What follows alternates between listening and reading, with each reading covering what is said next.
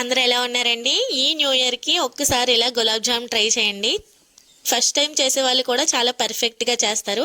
మీ ఇంట్లో వాళ్ళందరూ మిమ్మల్ని చాలా బాగా మెచ్చుకుంటారు. నాది 100% గ్యారెంటీ. ఏదైనా గులాబ్ జామున్ మిక్స్ ఇన్స్టెంట్ తీసుకొని ఒక కప్పుతో కలుచుకోండి. నేను ఎంటీఆర్ తీసుకున్నాను. నాకు 2 కప్స్ వరకు వచ్చింది.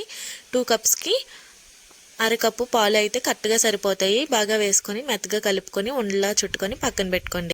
ప్యాన్ పెట్టుకొని 2 కప్పుల పిండికి 2.5 కప్పులు పంచదార, 2.5 కప్పులు వాటర్ వేసుకొని ఫ్లేవర్ కోసం ఇలాచీ వేసుకొని 5 మినిట్స్ పాటు మరగనిచ్చి పక్కన పెట్టుకోండి.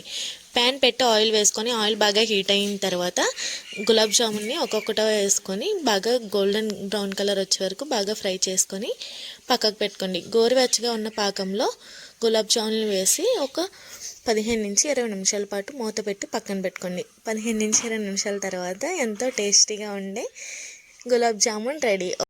పైన పగులు రాకుండా లోపల ఉండకట్టకుండా నోట్లో పెట్టుకుంటే వెన్నలా కరిగిపోయే జ్యూసీ గులాబ్ జామున్ ఇంట్లోనే చాలా సింపుల్గా తయారు చేసుకోవచ్చు. మరిన్ని ఇలాంటి ఈజీ రెసిపీస్ కోసం మన ఛానల్ని సబ్స్క్రైబ్ చేసి ఫాలో అవ్వండి. Bye guys.